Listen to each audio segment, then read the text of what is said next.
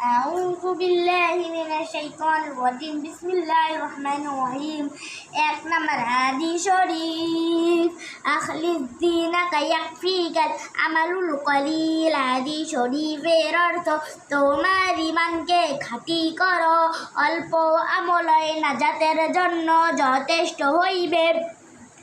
2 নম্বর হাদিস শরীফ খায়রুকুম মান তাআল্লামাল কুরআনা ওয়া আল্লামা।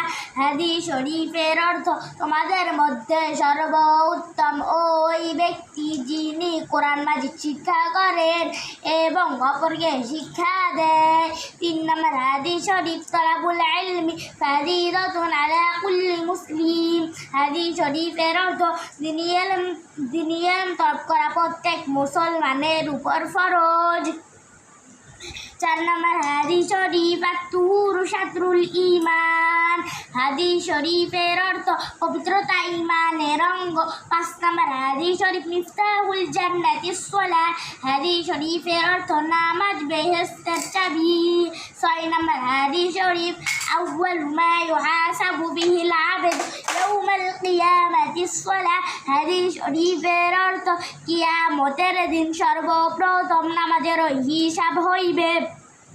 7 নম্বর হাদিস শরীফ ফাদলুল আলিম আলাল আবিদ কাফাদলি আলা আদনাকুম। হাদিস শরীফের অর্থ তোমাদের মধ্যে সর্বাপেক্ষা ছোট ব্যক্তি হইতে আমার মতবা যত বড়, বেলেম আবেদের চেয়ে একজন খাঁটি আলেমের মতবা তত বড়। 8 নম্বর হাদিস শরীফ আদ-দুআউ ওয়াল ইবাদা।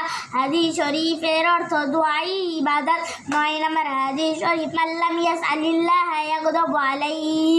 হাদিস শরীফের অর্থ যে ব্যক্তি আল্লাহ তাআলার নিকট দোয়া করে না, আল্লাহ তাআলা তাহার উপর রাগান্বিত হন।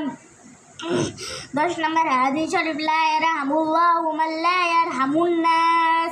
হাদিস শরীফের অর্থ আল্লাহ তাআলা ওই ব্যক্তির উপর রহম করেন না যে মানুষের উপর রহম করে না।